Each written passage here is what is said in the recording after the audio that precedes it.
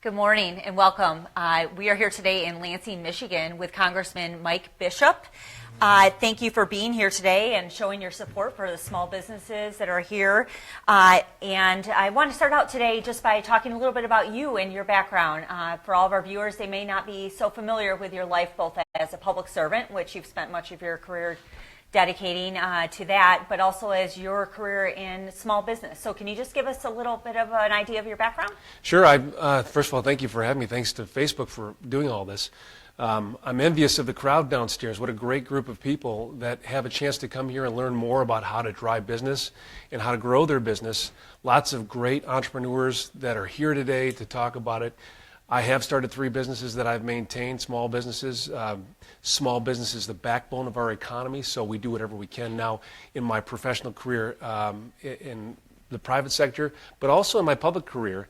I've tried to do whatever I can to support small business and get government out of the way so that these businesses can grow and prosper. Yeah, great.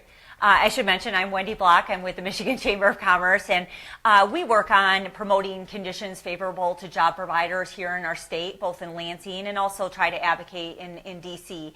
One of the main accomplishments that the Congress has had this session is tax reform. Can you give us a little bit of an idea of what you're hearing back home from constituents and small businesses and the impact, maybe a really, kind of good story that's resulted from that? I've traveled the whole district, near and far. Big business, small business. I've talked to families, individuals about tax reform and how it impacts them specifically. From the individual to the business, it has been nothing but positive. Folks are enjoying a dramatically simplified tax code, tax reductions in every income bracket across the board. We're seeing simplicity in the process, which I think is so overdue. 70,000 pages of convoluted, confusing tax code rules and regs that have just gotten in the way of small business and growth of small business. So we're focused now on our business instead of the tax code and compliance. And we're driving now, I think, one of the biggest waves that we've seen in our economy in terms of consumer confidence, investor confidence. It's nothing but exciting. And everybody that's here today knows it. They feel it. And they see the opportunity. And that's why this whole digital world is so important to help them expand and grow their business and hire people, get people back in the workforce. Yeah, so you talk about the good news in the economy, and we're definitely hearing that from chamber members. I think it's a national trend. It's great news for Michigan. In terms of what else Congress can do to kind of help spark that, of course, we know it happens on the streets with the men and women of our state and our nation working hard and being good entrepreneurs and such. But what else do you think that Congress and government, maybe at the state level, can do to be helpful? Public policy has to support this environment, to create an environment where businesses can grow. And we need to remember that business is not the answer to everything, government is not the answer to everything, that we want to do what we can to get government out of the way in many cases. So that's what Congress has been doing. We've been rolling back restrictions. We've been passing tax reform. We have done everything in our power to help small businesses grow. One area that I think is most important, though, is the labor environment and making sure that we find ways to get those who want to work. We have a huge gap in our workers. So it goes all the way from the farming community to the manufacturing community. They're finding it hard to hire people. So I've been at vocational schools across my district. It's exciting to see what's happening. And so I think government needs to do what's necessary to ensure that we're incentivizing and we're working with our schools and all the way down to the middle school, finding ways to drive younger people to a path of productivity and make sure that there's no gap.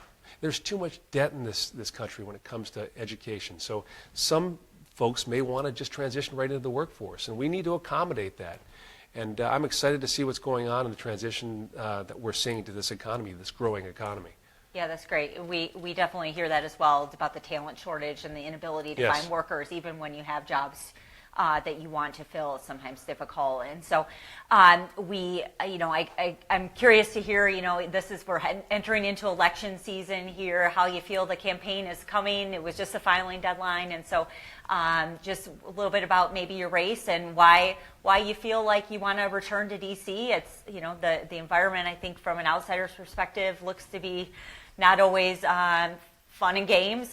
Just kind of curious about your plans for re-election and returning to D.C. to do the hard work.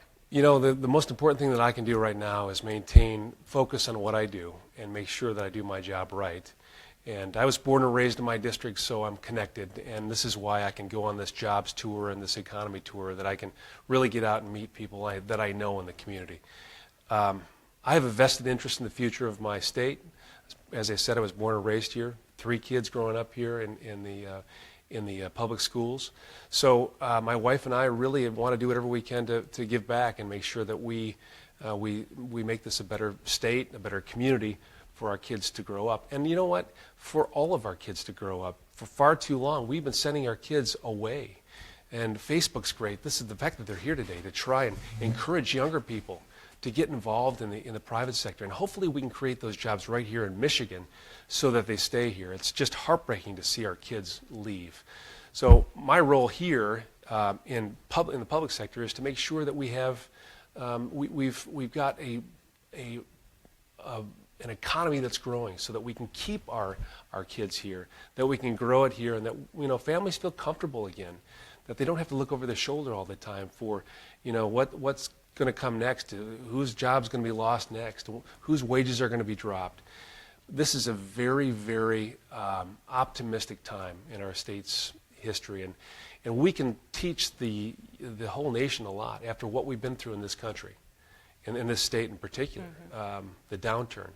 Michigan is an example of how you can turn it around, and that's what's going to happen in this country. I'm glad to be, I'm proud to be, I'm honored to be a member of the United States Congress, to be a part of this, and I look forward to serving again. Great. Congressman, thank you so much for your time. We wish you the best of luck in your re-election campaign, and thank you for the hard work that you're doing on behalf of Michigan businesses, and large and small. So thank you again for your time, and we'll be watching. Thanks. Thank you very much.